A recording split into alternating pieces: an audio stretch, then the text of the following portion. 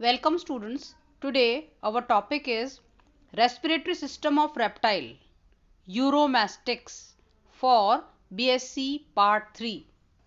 यूरोमैस्टिक्स यानी वेरनस रेप्टाइल, इसके फेफड़ों के अंदर इसका जो श्वसन है या रेस्पिरेशन है मुख्यतः फेफड़ों द्वारा होता है। और जो रेस्पिरेटरी ट्रैक्ट है अगर हम उसको देखें तो उसमें बाह्य नासा छिद्र, नासिका कक्ष, आंतरिक नासा छिद्र, ग्लॉटिस, कंठ या लैरिंक्स जिसे बोलते हैं, ट्रैकिया और दो ब्रोंकाई मिलकर ये फेफड़ों तक एयर या वायु को पहुंचाते हैं। ठीक है। और जो इसका जो स्नाउट या थूथन दिखता है उसके दोनों ओर जो दो छिद्र पाए जाते हैं जिनको हम बोलते हैं बाह्य नासा छिद्र, और ये खुलते हैं फिर नासिका कक्ष में। ठीक है। इसमें जो ग्लॉटिस पाया जाता है वो एक छोटे से कक्ष के द्वारा लैरिंक्स में खुलता है, और लैरिंक्स के अंदर कार्टिलेजिनस स्ट्रक्चर होता है। लैरिंक्स उसमें एक स्लिट लाइक दरार समान एक छिद्र ग्लॉटिस में पाया जाता है, और वो एक छोटे कक्ष में खुलता है जिसको बोलते हैं लैरिंक्स, है ना। अब इसकी भित्ति में दो दो एक तो आर्टिनॉइड और एक क्रिकॉइड, एक एक कार्टिलेज पाई जाती है, और इसमें स्वर रज्जु अनुपस्थित होते हैं। तो आवाज तो निकाल नहीं सकता ये जंतु, किंतु यह जंतु नाक से फुफकार की ध्वनि पैदा करता है, उत्पन्न, मतलब नाक से ही इसकी फुफकार ही निकलती है, ध्वनि नहीं निकलती। तो लैरिंग्स एक लंबी बेलनाकार नलिका है जिसको बोलते हैं श्वसन नाल, ट्रेकिया, इसमें खुलती है ये, और ये फिर ईसोफेगस में खुलती है जो नीचे की जो गर्दन का भाग है वहां से वक्ष तक जाती है। तो इसमें जो श्वसनिका है वो दो पतली नलिका का ट्यूब लाइक ब्रोंकाई में खुलती हैं और वहां से लंग्स में जाती हैं।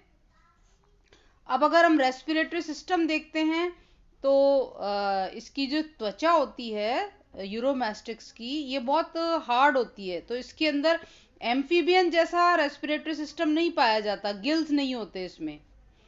और जो एडल्ट होते हैं इनके अंदर पूर्णतया लंग्स का ही पल्मोनरी रेस्पिरेशन ही पाया जाता है। सिवाय इसके कि जो समुद्री कछुए होते हैं उनके अंदर मुख ग्रसनी श्वसन भी पाया जाता है।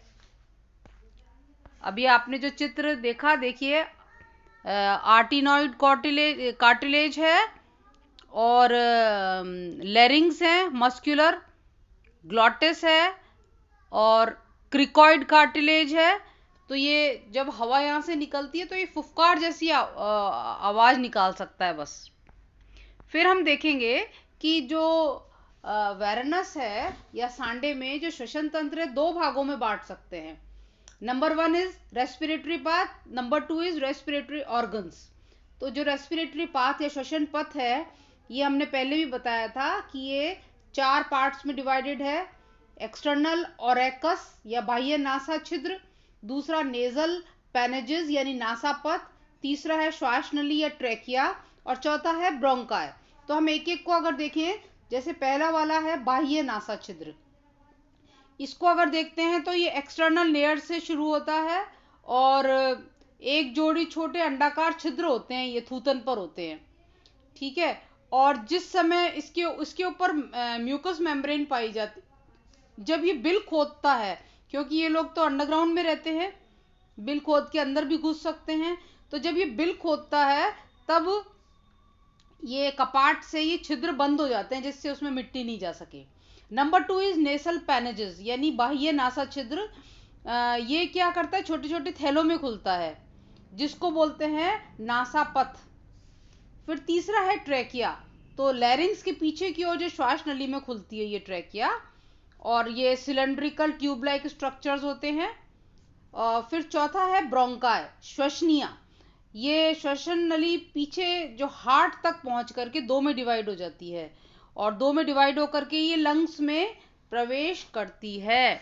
तो आप ये देखिए, चित्र भी देखिए, इसमें आपको देखिए ट्रेकिया दिखाई दे रहा है और राइट ब्रोंकस दिखाई दे रहा है, राइट लंग लेफ्ट लंग। इसमें देखिए दोनों जो लंग्स हैं इनका साइज बराबर होता है, दोनों फुसफुस समान वो होते हैं और लचीले भी होते हैं, थैलेनुमा आकृति के होते हैं, इनमें एयर सैक्स पाए जाते हैं और आगे की ओर जो है ब्लड सर्कुलेशन लंग्स में कम होता है और पीछे के भाग में लंग्स में ब्लड सप्लाई ज़्यादा पाया जाता है। तो इस प्रकार से अगर हम इसका मैकेनिज्म देखते हैं तो रेस्पिरेशन का, तो ये मेंढक से भिन्न होता है। इसमें केवल जो पसलियां होती हैं ना, वही उनमें जो मसल्स पाई जाती हैं जिनको बोलते हैं इंटरकोस्टल मसल्स। ये इंटरकोस्टल मसल्स जब काम करेंगी तभी इसके अंदर ल्यूरोपेरिटोनियल कैविटी का आकार घटता है और बढ़ता है और घटने बढ़ने से ही इसमें इंस्पिरेशन और एक्सपिरेशन होता है। तो नंबर 1 हम देखते हैं इंस्पिरेशन या निःश्वसन। तो पेशियों के सिकुड़ने से जो कैविटी का आकार है वो बढ़ जाता है और इससे लंग्स फैल जाते हैं और बाहर की शुद्ध हवा एक्सटर्नल लेयर से होती हुई अंदर की ओर आ जाती है। फिर नंबर 2 है एक्सपिरेशन। जब पेशियों के फैलने से कैविटी का आकार छोटा हो जाता है, घट जाता है और लंग्स पर दबाव पड़ता है तो लंग्स पे बलपूर्वक हवा बाहर निकाल दी जाती है, तो इसको बोलते हैं एक्सपीरेशन। तो जो गैसों का डिफ्यूजन है, ये जो इसकी एल्वियोलाई होती हैं उनमें, क्योंकि जो ब्लड सर्कुलेशन होता है डिफ्यूजन के द्वारा ही इसके अंदर ऑक्सीजन और CO2 का आदान प्रदान होता है। तो वेरनस में पल्मोनरी रेस्पिरेशन ही पाया जाता है। इस प्रकार ये आपका रेस्पिरेटरी सिस्टम ऑफ रेप्टाइल समाप्त होता है। याद करिएगा आप लोग।